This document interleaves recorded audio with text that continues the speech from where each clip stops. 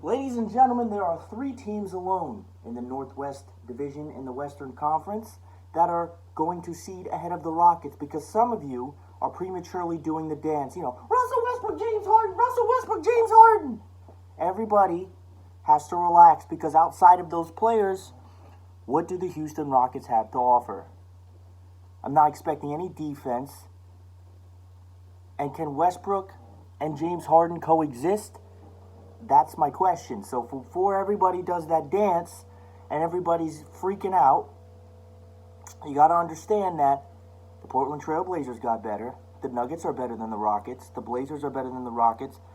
And the Utah Jazz are probably going to seed ahead them. They are all better teams. The Rockets have two elite all-star caliber players, but there are quite a few teams that have improved, and somehow, some way, the Western Conference keeps getting harder each fucking year. This is your NBA preview and predictions. Here it is. So, I have some notes here that I took based on knowledge that I already had.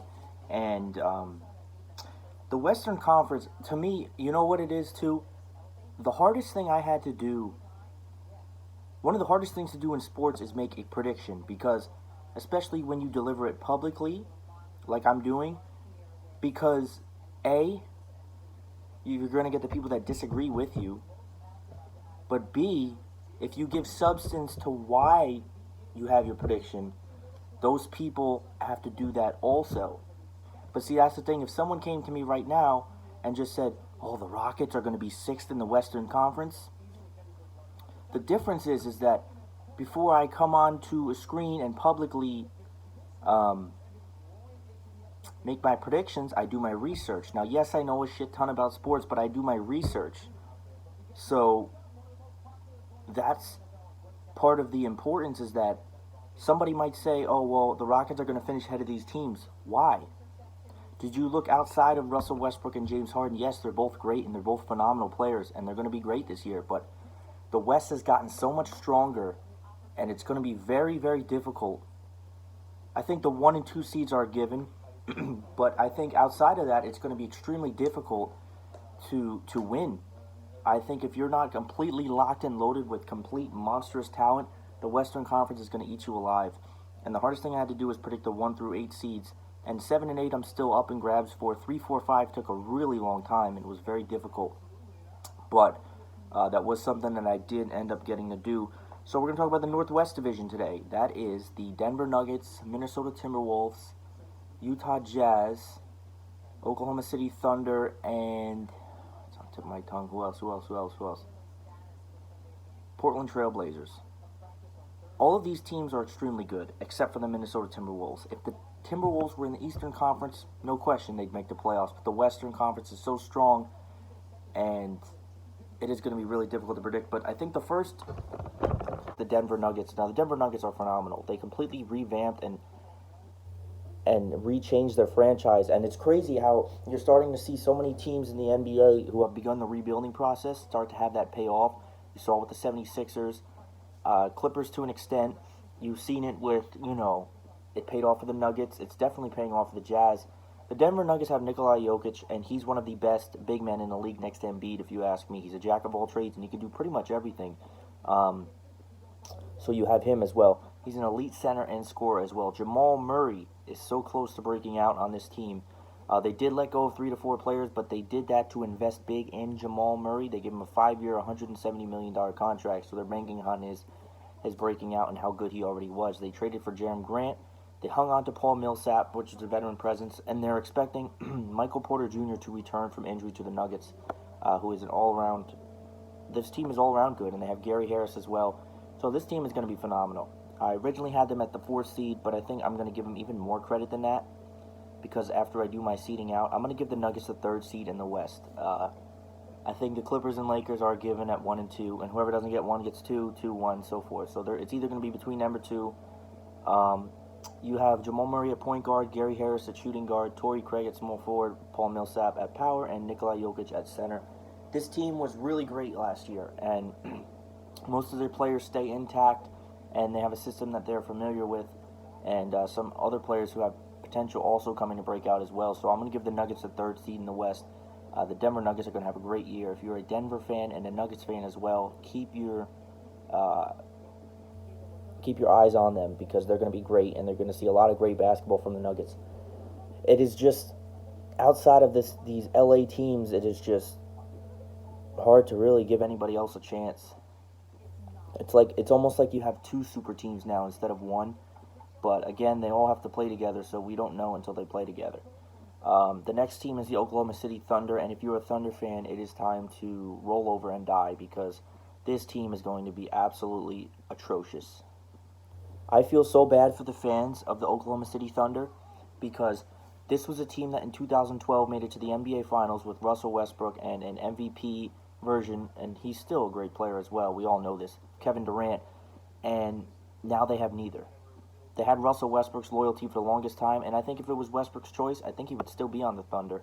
But it was that trade for Chris Paul. I don't really know what the Thunder are doing. I think the idea is that they're going to have to do a complete rebuild. Now, they have some names on this team, but for the most part, the loss of Russell Westbrook really hurts the Thunder. But it could be a long-term, a good thing in the long term. What is Chris Paul really going to do? Yeah, he does have the veteran presence. But Chris Paul is not getting any younger, and Chris Paul is a good player. Yes, he has the IQ. He has a phenomenal IQ as a point guard.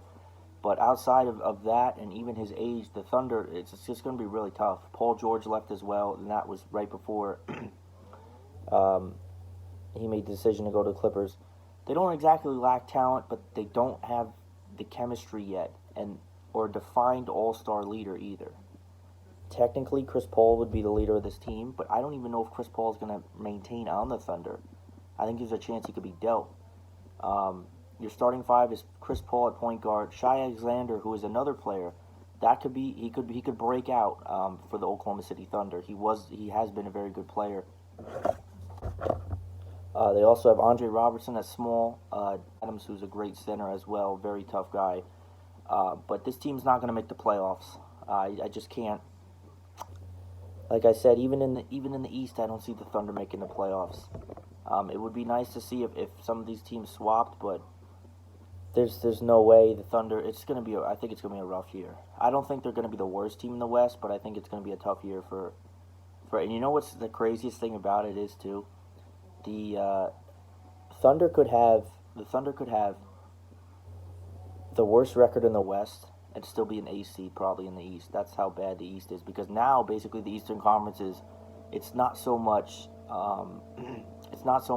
multiple teams that are great. It's the teams that were good already are getting better. So basically the Bucks are there, the Sixers, like I said, as well, and Indiana as well, which is a team I really like, and that is a team that you really can't sleep on.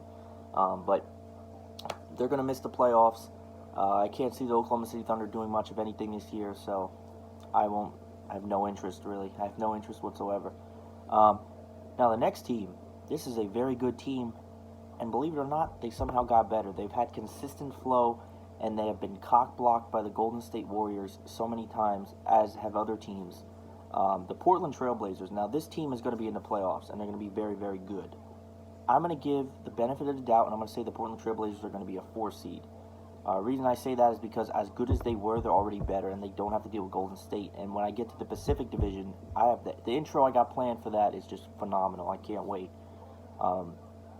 That's actually the next division to do, but instead I'm going to do the Southwest Division next, which is the Rockets, Mavericks, I think all those teams. And then save the Pacific for last, because that's the grand finale, and that's the one everybody wants to hear. Everybody wants to hear out of the Lakers, out of the Clippers, Warriors. But the Portland Trailblazers are phenomenal. Damian Lillard somehow, some ways keeps getting better, and you might not like this, but Damian Lillard is better than Russell Westbrook. He just is. He's more consistent. He's a better scorer. He might not have that. Well, I think he does have that it factor. Maybe he's not. I wouldn't see. Some people say that Russell Westbrook's the highest competitor in the NBA, and I agree with that. But Damian Lillard has that it factor. He has that dog in him. But you got Damian Lillard at point guard, C.J. McCollum at shooting guard again, another phenomenal name. Rodney Hood, who's great at small forward. Zach Collins at power, and they acquired Hassan Whiteside, which I think is big for this team. I forgot. I have to do my research. I don't know what happened to Nurkic. I know he had that leg injury in the playoffs, but then Cantor they had as well, but he went to Boston. They drafted Nasir Little, which was someone that a lot of the teams slept on, I guess. They acquired Kent Bazemore as well. So they did not, the Portland Trailblazers did not miss out. They're keeping a lot of their team intact. Guys like McCollum and Lillard do need to stay together. They are their lethal scorers for the Portland Trailblazers. And you have Whiteside as well. So these Trailblazers are going to be good. They have a great coach. They have a great team. They have great chemistry, all of that. So I'm going to give them the benefit of the doubt, and I'm going to say they're going to be 4th seed in the West. I put them right behind the Denver Nuggets at the 3rd seed spot. The next team is the second to last team in this review, and it is the Minnesota Timberwolves. I don't think this team's going to be very good this year. Their idea is that they're going to support the young core that they already have. They got Robert Covington, and so much. Not too many signings, but they did sign those names as well.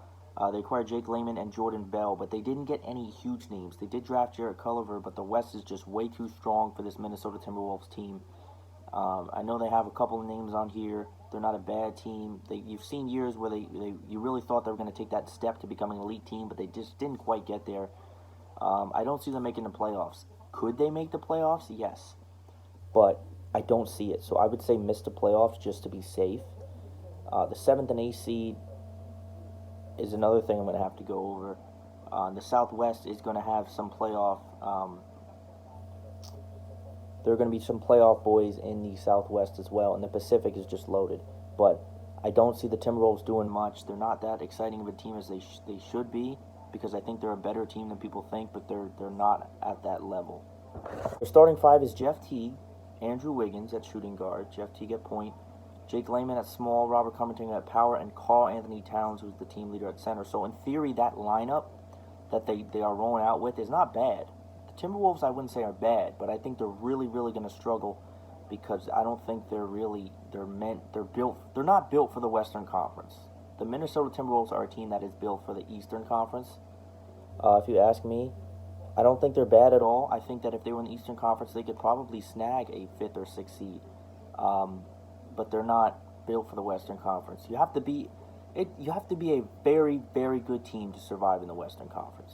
It is that different. To the people that are watching this review that aren't as knowledgeable in basketball, the Western Conference is extremely ruthless in the NBA. It is very hard. And the last team in the division is another team that each year they keep getting better and they have a consistent flow of players. And I also have them ahead of the Houston Rockets as well. The Utah Jazz. Some people are even going wild with the Jazz and saying 3rd seed. I think that's pushing it just a little bit. I know they are a very good team, but I think pushing the Utah Jazz to 3rd seed is it's a little bit much. Especially with Portland there too. I think Portland's a little bit of a better team. But the Jazz have a good player at every position. If you really look at it, they traded to get Mike Conley. That was a good move for them. They traded Kyle Korver, Jay Crowder, and Allen to the Grizzlies. Now, Memphis Grizzlies is going to be a death spot for teams this year. They traded Derek Favors, but they did sign Bojan Bogdanovic, and that's big for the Utah Jazz. Jeff Green and Moutier also come along, and Donovan Mitchell could break out to that next level status because he's one of those players that gets high points per games, and Mitchell is a very good player. I expect in the playoffs, I'm going to go with the 5th seed with the Utah Jazz. I think they could get 6th seed, but I would say 5th seed just to be safe. Their starting 5 is great. If you really look at the starting 5, it's really, really good. It's Mike Conley at point guard, Donovan Mitchell at shooting guard, Bojan at small, Joe Ingles at power, and Rudy Gobert at center. So majority of this team, it's a very good shooting team. Donovan could shoot. I guess Conley could shoot. Joe Ingles is very good at shooting, despite being a bigger man. Bojan is there as well, and Rudy Gobert is one of the best defensive players in the NBA. So I did enjoy going over this Northwest Conference. It's a lot more because there's bigger names and it's more exciting. The Southwest is going to be the next conference. I'm kind of rushing for this a little bit just because I'm flying out Thursday to go to my cousin's wedding, and I will not be home until tip-off night, so I don't want to have preview and predictions the night after the season starts. I hate to have that. But that's it for the Northwest. I might even actually try to upload the Southwest today as well. It really all depends on what gets going where. But there are a lot of good teams in this division. This is a very good division, and it's going to be a hard division to win, but I would definitely say that the Denver Nuggets stick out the most in this division.